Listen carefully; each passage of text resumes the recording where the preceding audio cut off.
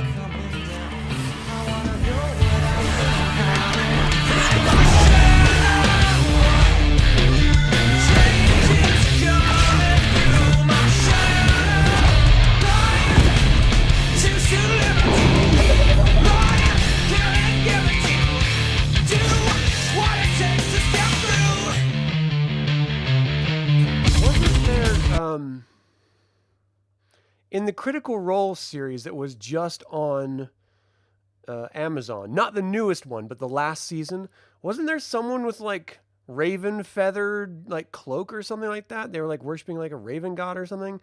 That's what this. She has like this raven, I don't know, shoulder pads or whatever they are.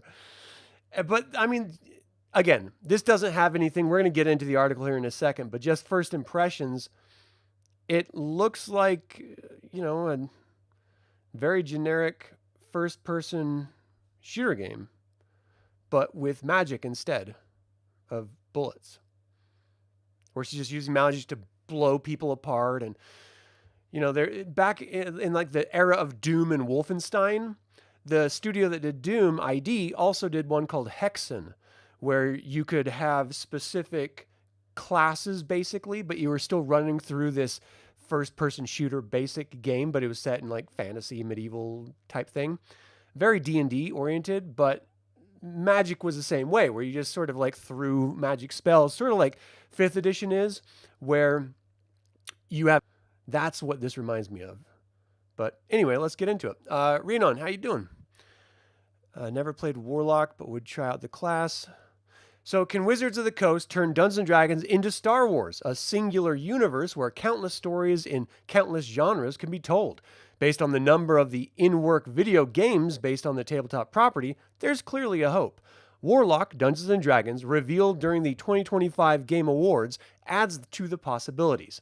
After the massive success of Baldur's Gate 3 and steady pipeline of reissues, the stage appears set for a wave of new games that depart from the obvious turn-based role-playing formula.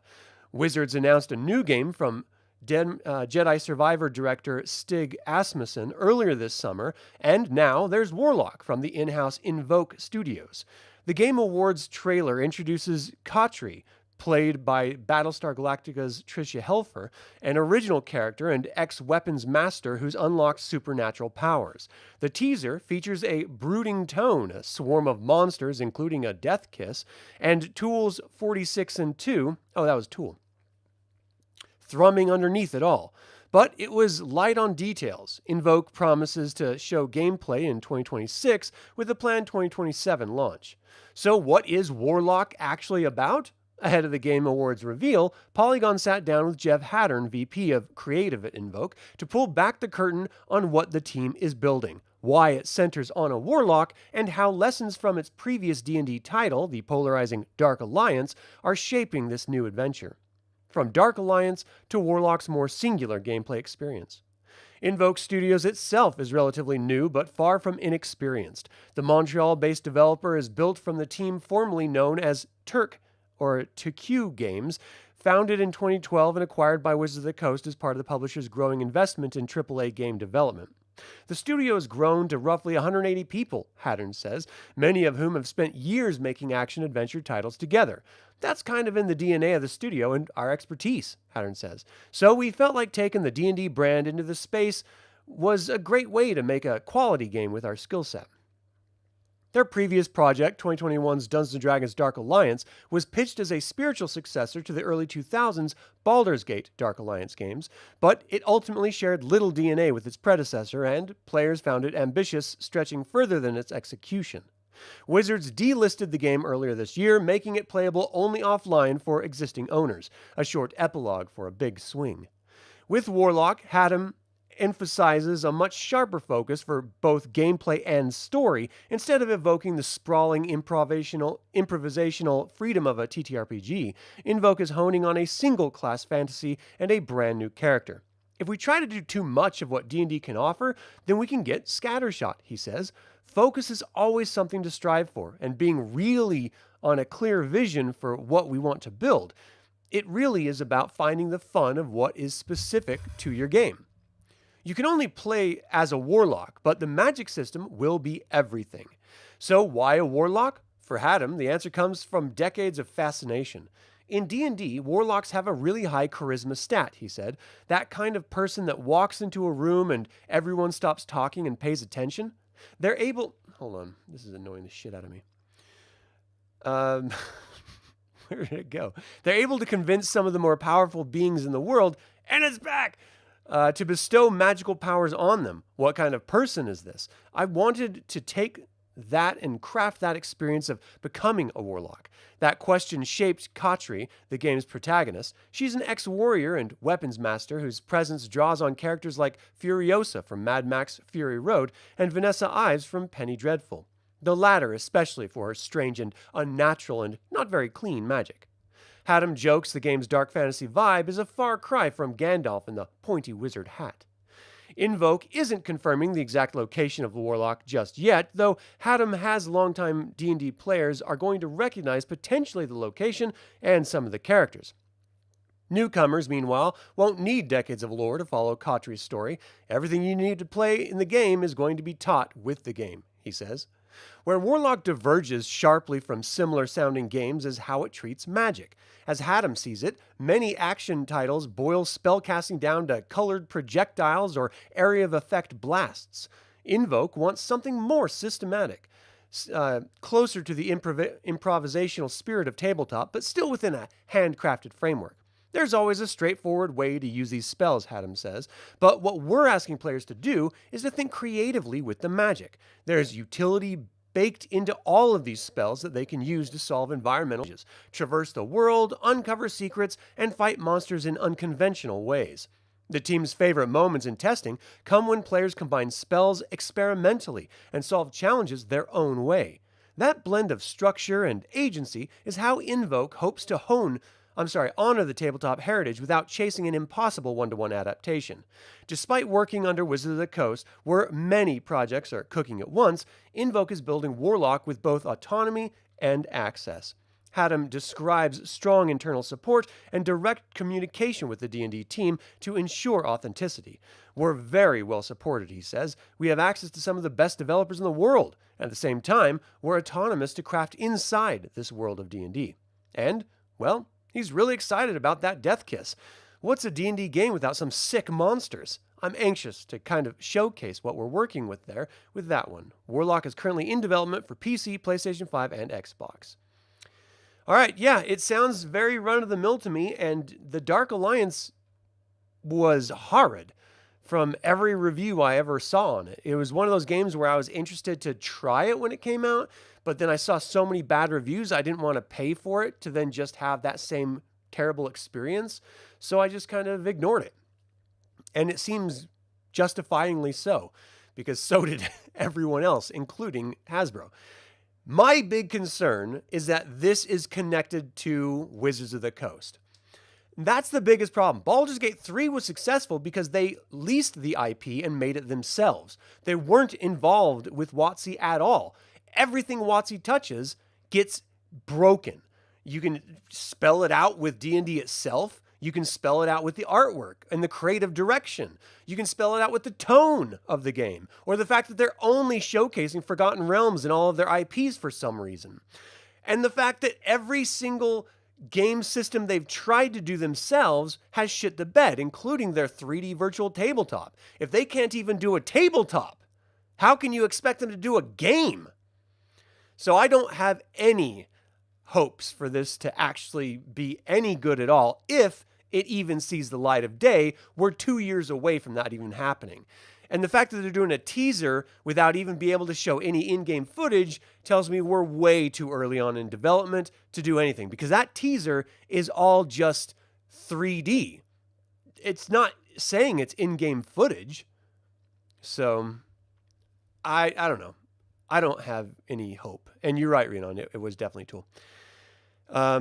Dark Alliance broke your heart. It had so much potential. Hasbro WotC should focus on creating a good role-playing game. Ravenclaw, you're absolutely right. Thanks for tuning in, by the way. Yeah, it's shocking that they keep... Here's what's maybe even worse is us fans. Maybe we're the reason. And we have to take a little bit of ownership here, especially as a Dragonlance fan. I'm like, give us Dragonlance stuff. Give me Dragonlance stuff. And they're like, okay, here you go. And it's garbage. And then we're like, stay away from Dragonlance. Don't do Dragonlance. And then 2 months later, give me Dragonlance. And then they completely axe out their movie development of the Dragonlance series and their whole movie studio of like One Entertainment or whatever it was called. And then we're like, look, they suck. They can't do anything. They build up these properties to develop out series and films, and then they just drop them out. But then when they do release stuff, we just deadpan it because it's terrible. So we justifyingly deadpan it. But we're like encouraging that person who can never succeed at anything to keep trying, and then when they do something, we just condemn them for how badly it was done. But we were the one telling them to do it the whole time. So if we just shut up and like walk away, maybe they'll just say, you know what, maybe we're just not good enough and we should just lease this IP to other owners, and then they can create products. If we would just shut the F up, maybe that could happen. But instead, we're just like, no, make a movie, make a movie, make a game, make a game. And then when they come out, we're just like, that sucks. Don't ever try it again, loser, until 2 months later. Make a game, make a movie. We're the problem. We're giving them false security that they can actually do what we expect them to be able to do. And in the marketplace of ideas, when someone has proven to you over and over again that they're incapable of handling an IP or actually developing games that are popular, when they're incapable of doing that and yet we still tell them to keep doing it, it's not them anymore. It is 100% us.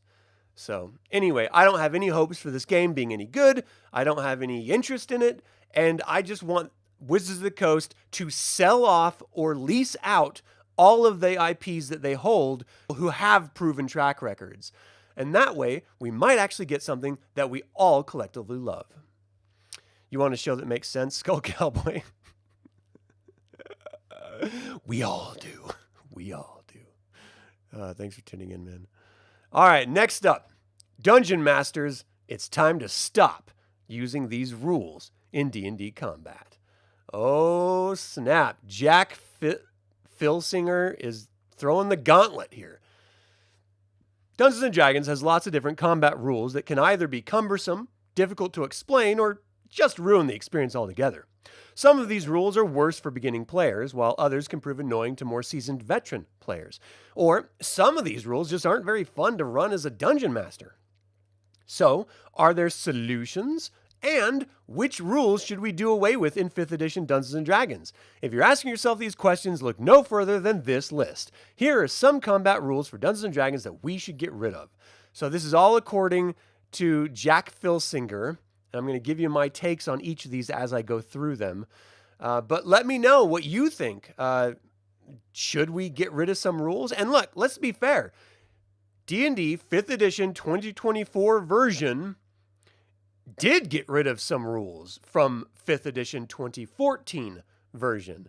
So 5.5 or 2024 or however you want to refer to this current game system, they've already scrapped some rules, and I don't think for the better, but let's find out what this guy has to say.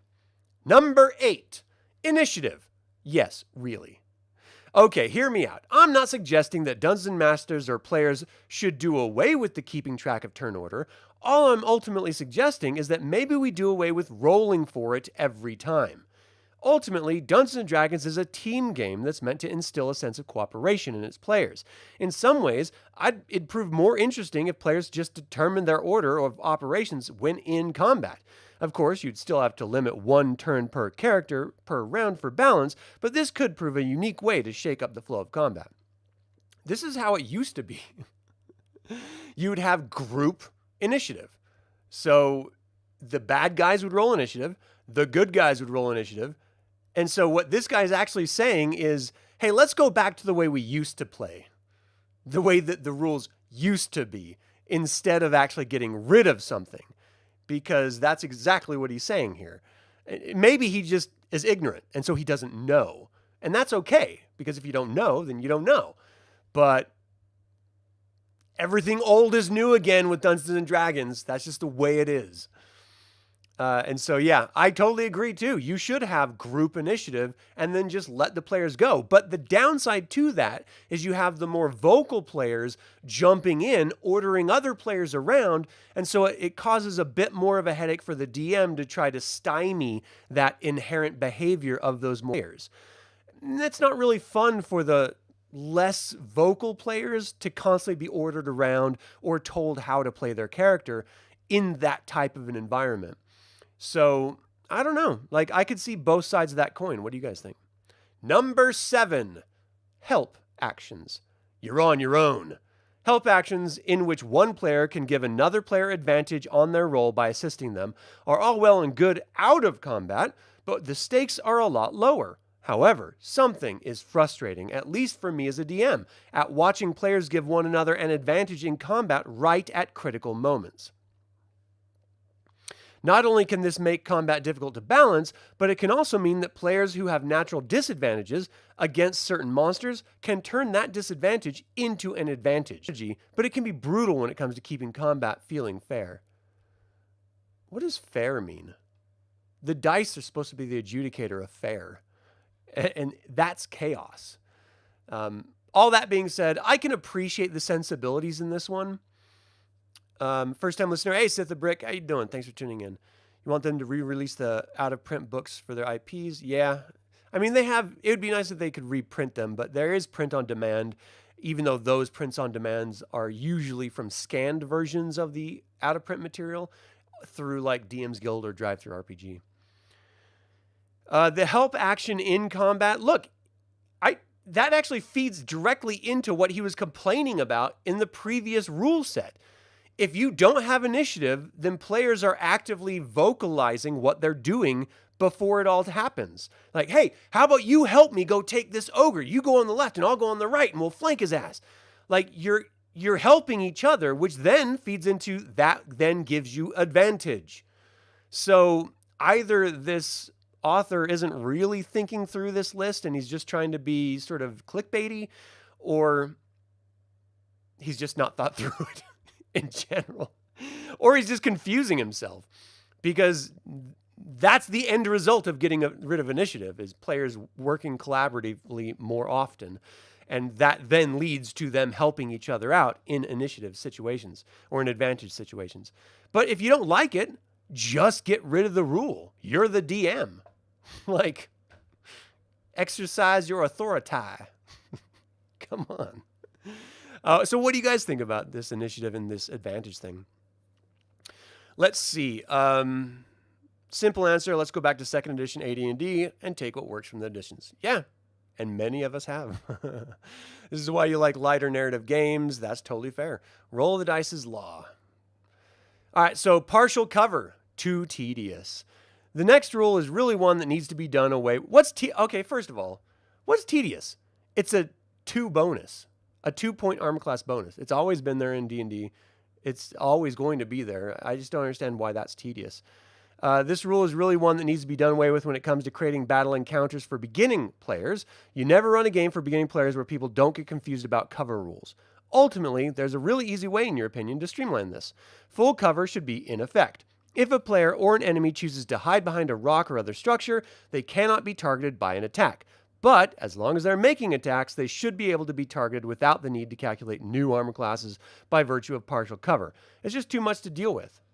The number 2 and 5 is too difficult? All right. Yeah, I don't think cover or partial cover is difficult, or even concealment.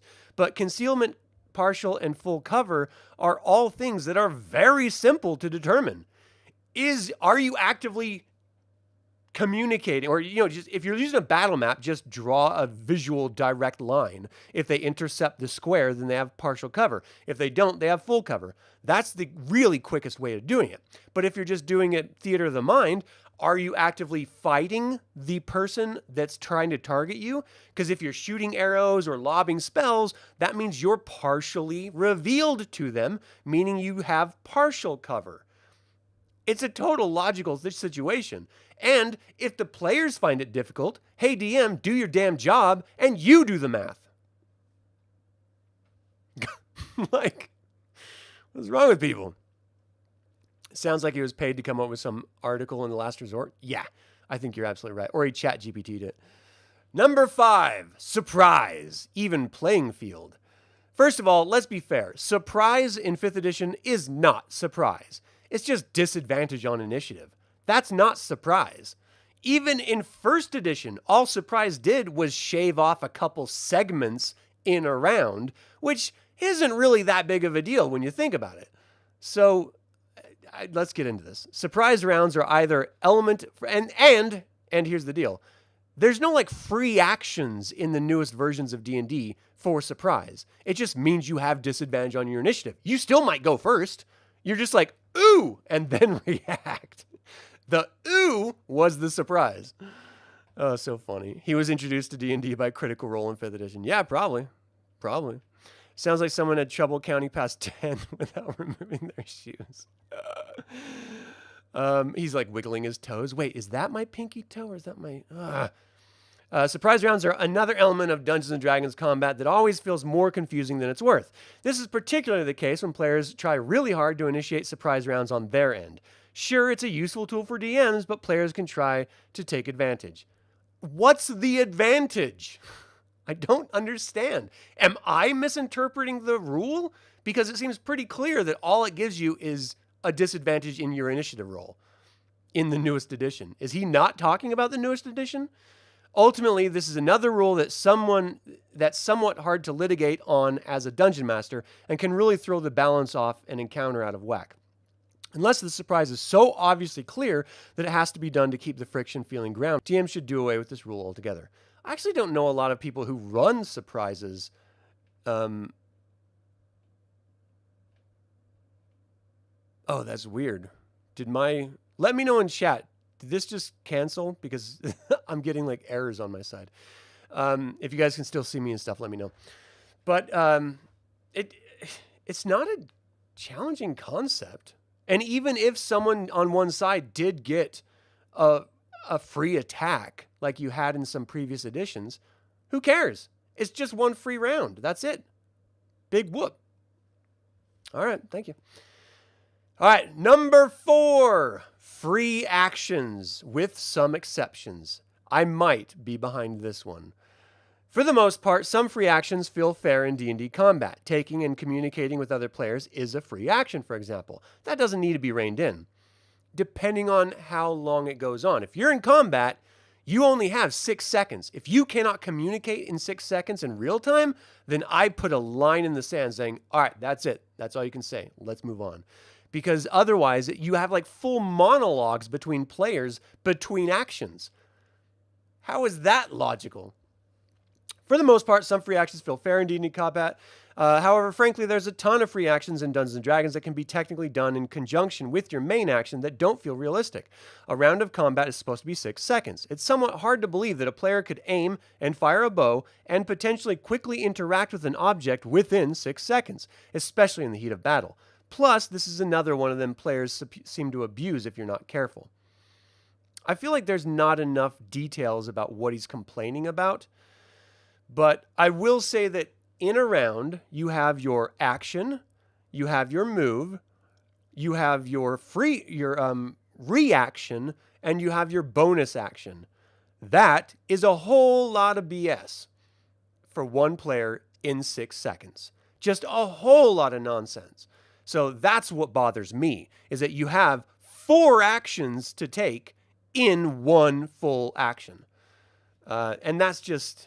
It's illogical. It's stupid. All it does is give you superhero characters that use endless numbers of feats or class powers to manipulate, the game to their unfair advantage. I don't mind players having advantage, but there's a level where it becomes an unfair advantage to the challenge rating that they're supposed to be squared off against, where it's just totally one-sided.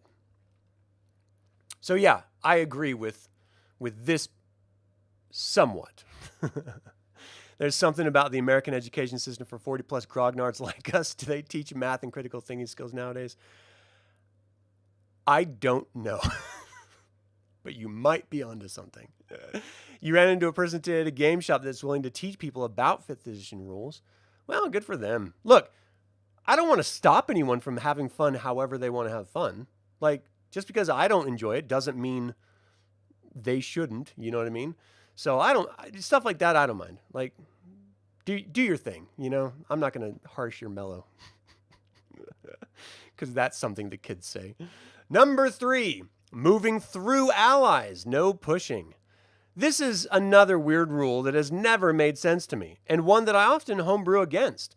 Technically speaking, in 5th edition, Dungeons & Dragons, you can move through an ally's space without incurring any movement penalty. To you, that makes no sense. Okay, first of all, how wide are you as a human? Because these are 5-foot squares that you're moving around. A normal person is like 2.5, 3 feet wide. That leaves you 2.5, 2 feet to maneuver. And if you turn sideways, how much room are you taking up in that 5-foot square? This whole logic is so nonsense to me that this person is feeding out there. No one takes up 5 full feet at all, ever. Like, that's ridiculous. Of course you can move through squares, idiot.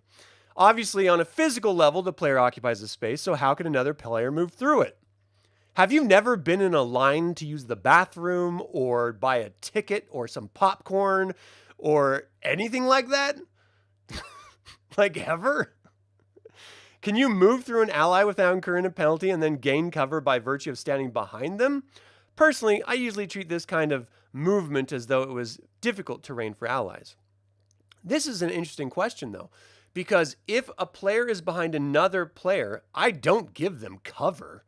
I'll give them partial cover if they ask for it, but in general, people aren't really attacking someone that's standing right behind someone else. They're attacking the person in front of them. So if they wanted to target them with a ranged attack, I wouldn't, maybe partial cover, but no human is like, or no racial creature is 5 full feet unless you're like a large creature. Then you completely obstruct that 1 5 foot because you're taking up 4 of those 5-foot squares. So it's really, the gelatinous could, okay. You got me. Thanks for shitting on my point, Corey. But you know what I mean? Like, it's just the logic that this guy is using is not really there. All right, number 2, close range attacks.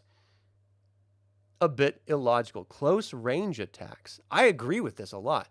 There's a rule when it comes to ranged fighting that always felt a bit punitive to me, though I'm happy to admit this is mostly a personal grievance, as an old DM of mine was pretty tough about enforcing it, and it always penalized me as a ranger.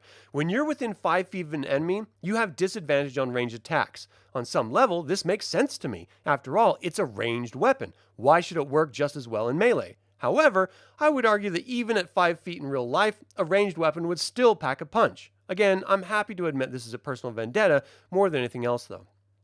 I think this person is talking about 2014 D&D rules, because correct me if I'm wrong, but I'm pretty sure they got rid of that in 5th edition 2024 rules, so that there's no penalty on any ranged attacks in melee. What I liked was that there was penalty firing into melee if one of your allies is in there. So the idea is that people are shuffling and moving around in combat, not staying in their 5-foot square space, just whacking each other with, Homie the Clown socks. Like, the whole idea is that you're moving around and riposting and dodging and parrying and ducking and leaping and, you're like moving actively. And so you're never static in one spot. In AD&D, if you fired a bow into melee, that you weren't guaranteed to hit the person you were targeting.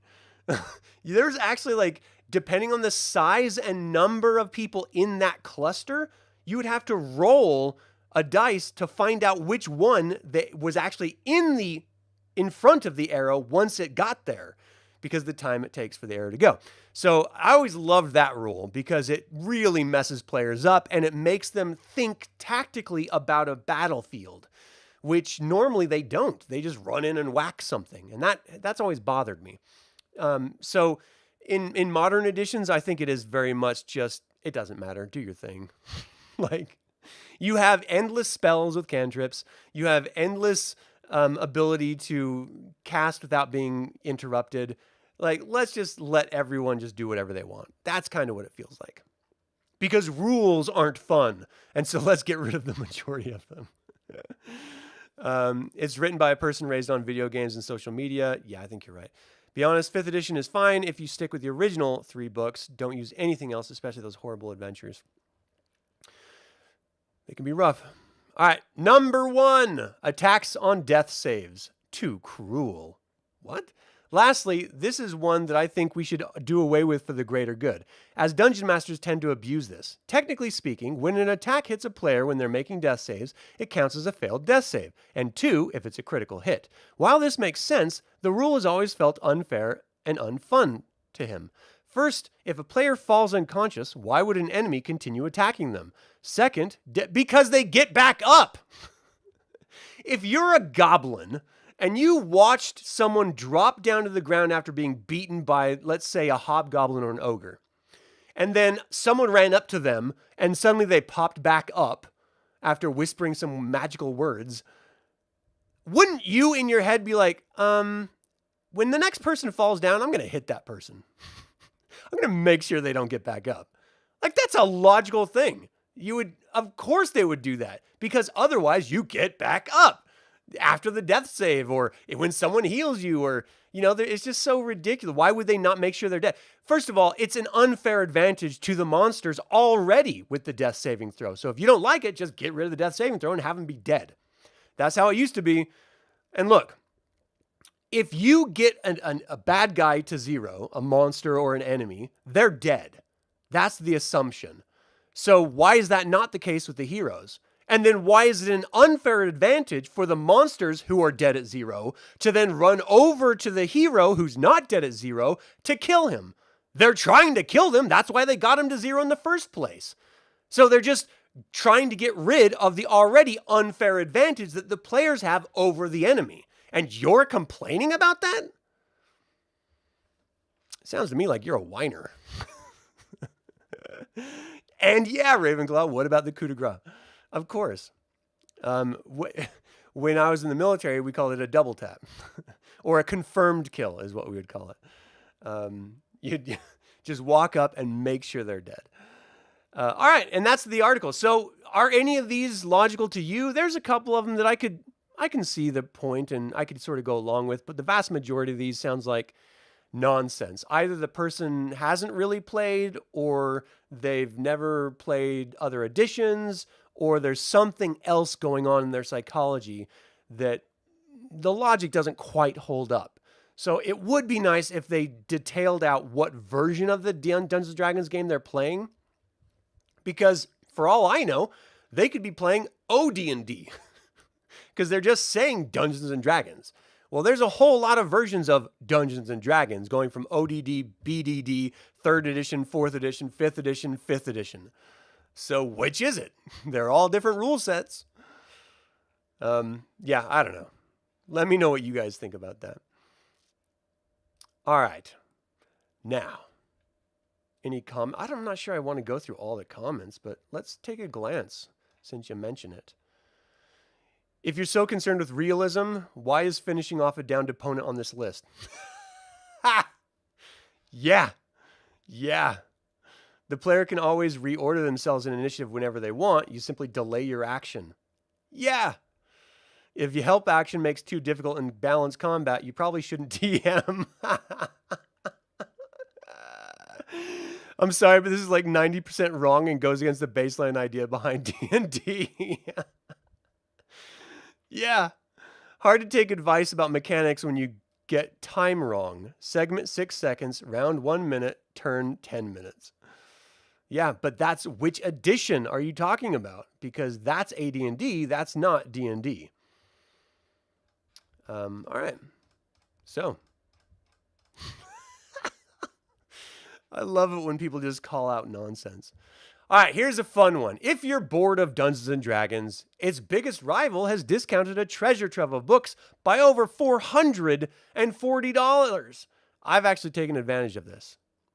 Because I'd never had Pathfinder, but I didn't want to pay full price for it. And I always wanted to try it just so I could try it in Dragonlance and try it with my own Direlands campaign setting. And so this was a perfect way. And it's going on right now. So you can go over to Humble Bundle and pick it up, or go to this article and pick it up. For anyone that's had enough of D&D, you might be interested to know that there's a tabletop RPG's biggest and arguably best rival just bundled a ton of its books into a deal that saves you literally hundreds of dollars. Pathfinder was born when folks became so fed up of changes to D&D that they made their own version. Despite being a new RPG with its own setting, it essentially rolled back the clock of the popular 3rd edition Dungeons & Dragons. It added back in a lot of features that had been stripped out of D&D 4th edition. This ended up being tremendously popular and threatened to overshadow its inspiration as one of the best tabletop RPGs, and it's only gone from strength to strength since. Which brings us to the current Pathfinder Holiday Hull Bundle, which provides one hell of a starter pack on the current Pathfinder Edition 2e. To be precise, it gets you $478 worth of goods for just $40 at Humble Bundle. I'm going to click through to that in just a second. If you're totally new to the system, this forms the perfect beginner's care package. You're getting both core player rulebooks, the Game Master's rulebook, the core bestiary, the starter set, and an avalanche of battle maps to use. However, it also provides you with a lot of next steps. There's a next character type that allows you to master the elements, a world guide, a host of official adventures to play through. Talk about holiday season reading. In terms of how Pathfinder stacks up to D&D, it's a great first stop for anyone hoping to venture beyond Dungeons & Dragons, while its rules have become more distinct from D&D since its first version.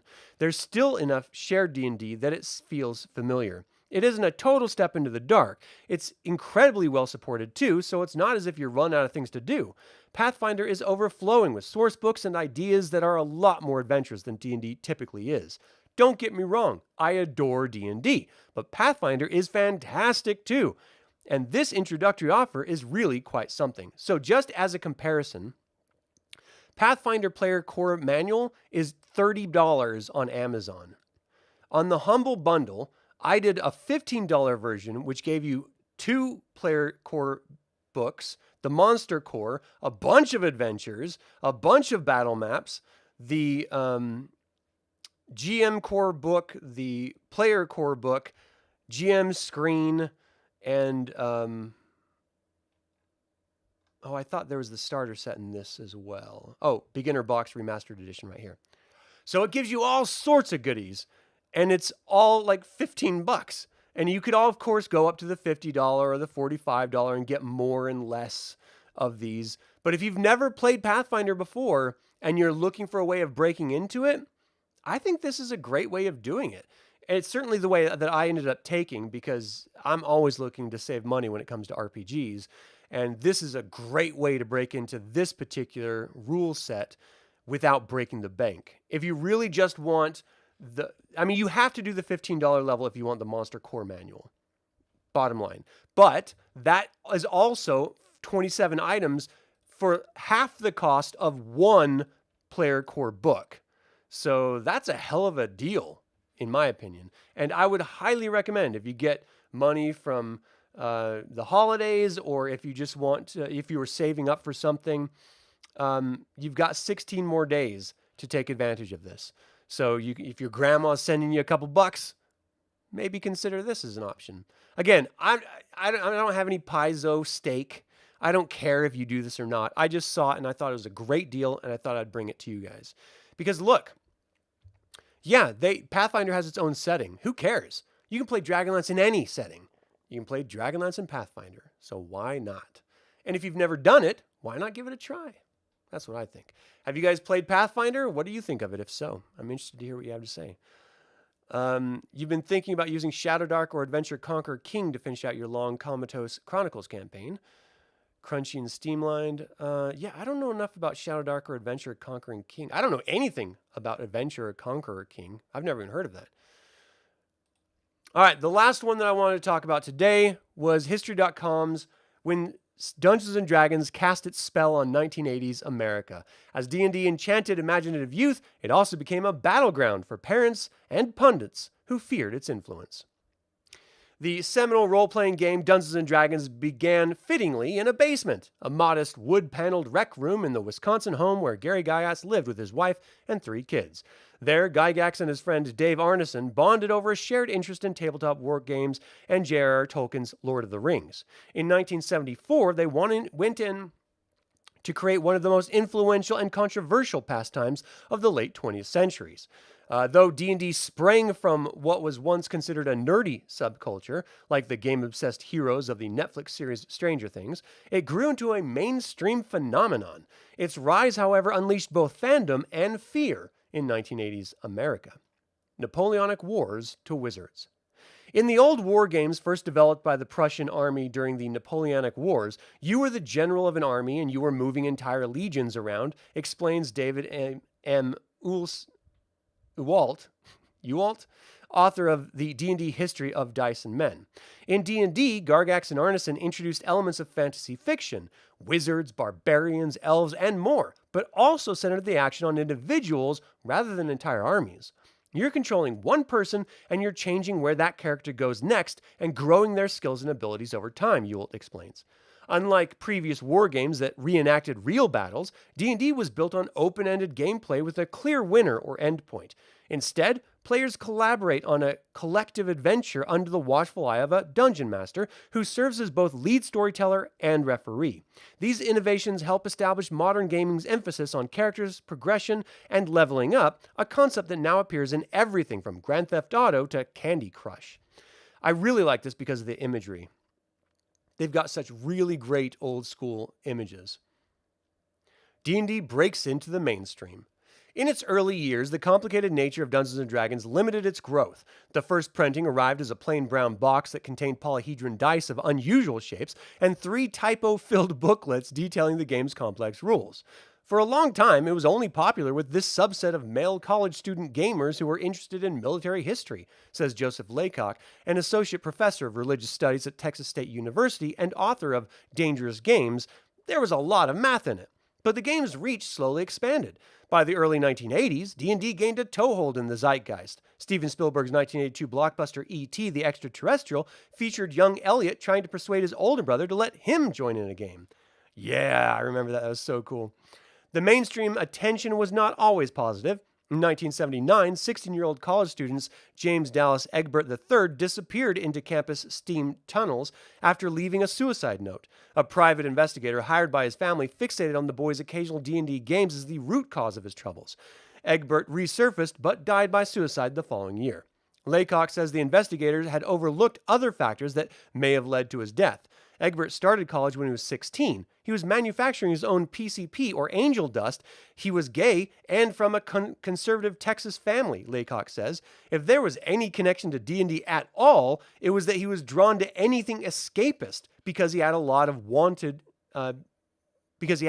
to escape from. Public concern follows his death inspired the alarmist 1982 TV movie Mazes and Monsters, starring a young Tom Hanks. Subsequent deaths involving D&D players further fueled panic among parents and conservative Christian groups. They seized on the inclusion of wizards and demons as evidence the game promoted witchcraft or even Satanism. If you look at some of the old D&D books, the covers are really scary. Really? They're awesome looking, but I don't know about scary. They've got big red demons on them. Laycock says, if you're trying to open up a rule book, it doesn't make any sense. It's a bunch of incomprehensible rules and tables. Those incomprehensible rules and tables were used by 8-year-olds to play the game. So maybe you're just not smart enough to read or comprehend 8th grade level content. A lot of parents had an attitude of better safe than sorry. One parent took matters further. Patricia Pulling founded the group called Bothered About Dungeons and Dragons, or BAD, after the 1982 death of her son, Irving. He had played a game a few times in his high school honors English class. Her crusade gained traction, including a segment in 60 Minutes in 1985. Many of her assertions, however, were easily debunked. She claimed that 8% of the population of Richmond, Virginia were Satanists, but Pulling was part of a wider movement of parents expressing fears about latent Satanism and depravity in entertainment aimed at kids in the 1980s. Heavy metal bands like Black Sabbath and AC/DC also came under fire, and brimstone, for their influence on youth culture. Yeah, I remember they used to say AC/DC was against Christ, devil's child, or like Antichrist, devil comes, or, like they always threw in these ridiculous biblical references to everything. Tipper Gore, the wife of future Vice President Al Gore, appeared at congressional hearings in the mid-'80s and led a successful campaign to add advisory labels on music featuring explicit lyrics. Oh, look at this awesome college group. Backlash boosts Dungeons and Dragons. D&D became a meme, a scapegoat, Ewell says. If you review the literature from the time, anytime anybody was involved in a crime and they played D&D, it's cited as a likely influence. Eventually, researchers debunked any link between playing the game and real-world violence. Ironically, the bad press boosted the game's popularity and curiosity. If you were a 13-year-old boy and you heard this game might be satanic, that can be a big draw to you to check it out, Ewell explains. Sales jumped from thousands annually to millions. Gygax's company also made a concerted effort to broaden D&D's appeal with the Saturday morning cartoon, I loved it, 1983 to 85 on CBS. Novels set in the game's fantasy realm, loved them, and an updated rulebook that simplified the math and temporarily removed demons and devils as characters. Not a fan. Over time, the moral panic over Dungeons & Dragons died down. It joined video games, comic books, and fantasy fiction as a pursuit embraced by outsiders and cool kids alike. Today, many creative figures credit the game with shaping their imaginations. Iron Man director Jon Favreau says his years as Dungeon Master informed his storytelling approach. Writer Ta-Nehisi Coates recalled how hip-hop and Dungeons & Dragons showed him that words can be beautiful, and that Duffer Brothers wrote Stranger Things centered around the game's monsters, rituals, and nerd culture. The barrier to entry for newcomers has also become less daunting. The web series Critical Role, featuring Hollywood voice actors in extended Dungeons & Dragons campaigns, has garnered over 1 billion views and provides a live-action tutorial. Since Dungeons & Dragons' debut, more than 50 million people have played the game, estimates Wizards of the Coast, the Hasbro division that now owns the franchise.